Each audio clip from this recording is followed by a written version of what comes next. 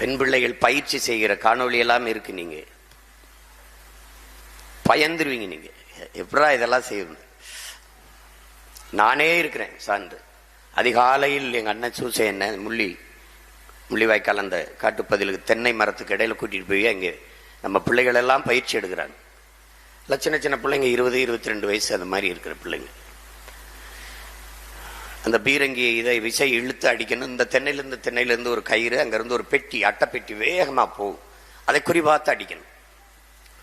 அது காலையில் அந்த பனிக்கொட்டத்தில் அவங்க பயிற்சி எடுத்துக்கிட்டு இருக்காங்க. அதிகாலையில் என்னை கூட்டிகிட்டு போய் இறக்கி விட்டு அங்கே தங்கையை கூப்பிட்டு அண்ணனுக்கு கொஞ்சம் டச் கொடு, அதாவது பயிற்சி கொடு அப்படின்னு சொல்கிறாப்புல எங்கள் அண்ணன். நான் இங்கேருந்து இவங்க இங்கே நிற்கிறாங்க, நான் அங்கே போகிறேன். போனோன்னா தங்கச்சி வாங்க நான் கூட்டிகிட்டு போய் சொல்லி கொடுக்குது அந்த விசையை இழுக்க. ஆமாம், பயங்கர கராத்தே பிளாக் பண்ணிட்டு ஜிம் பாடின்னு போய் அங்கே போய் இழுக்க முடியல.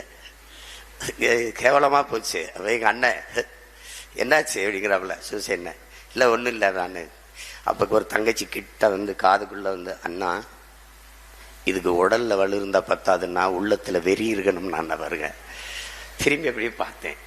உள்ளத்தில் காது கிட்ட வந்து சொல்கிறான், உள்ளத்தில் வெறி இருக்கணும்னா உடம்புல வலு இருந்தால் பத்தாது அப்படின்றப்பல.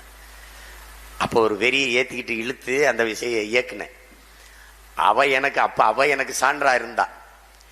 உங்களுக்கு தெரியும், இலங்கை கடற்படை அந்த வந்து கட்டுப்பாட்டில் வச்சிருந்த ஒரு கப்பல், அதில் தான் எல்லா தொடர்பும் இருந்தது. அதை தகர்க்கணும். அப்போ அங்கே இருக்க நீ அதுக்கு உடல்நிலை சரியில்லை. அதான் கரும்புலியில் தேர்வு பண்ணிட்டாங்க. அது உடல்நிலை சரியில்லை, காய்ச்சல்னு சொல்லிட்டா அண்ணன் வந்து நம்மளை விட்டுட்டு வேற ஆள அந்த வாய்ப்பை கொடுத்துருவாரோன்னு பாருங்க. ஒரு பெண்மகளை பாருங்க, இந்த வாய்ப்பை மண்ணின் விடுதலைக்காக மரணிக்க எவ்வளவு போட்டின்னு பாருங்க. நம்ம உடல்நிலை சரியில்லை, காய்ச்சல்னு சொல்லிட்டா நம்மளை விட்டுட்டு வேற ஆள் அண்ணன் அனுப்பிடுவாங்க அப்படின்ட்டு அவர் சொல்லவே இல்லை. ஆனால் இன்னும் அந்த காட்சியெல்லாம் இருக்கு, நம்ம போட்டு காட்டியிருக்கோம், நீங்க பார்த்துருப்பீங்க. கடலுக்குள்ள போய் அனுப்பி வைக்கிறத ஒரு பெண்மகள் உள்ள போய் நடு கடல்ல நிக்கிற கப்பல், அதை தகர்க்கணும். நெஞ்சில குண்டு.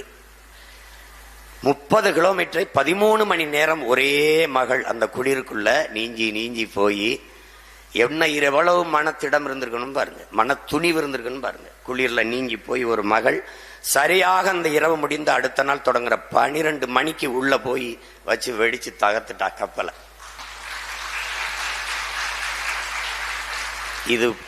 இது மாதிரியான ஒரு செயலை ஒரு மான தமிழ் மகள் அங்கையர் கண்ணி என்கிற வீர மரத்தி செஞ்சிருக்காருன்னா அவ வம்சத்துல வந்துட்டு இப்ப நம்ம தயங்கினா எப்படி இருக்கு? இது வெறும் உணர்வு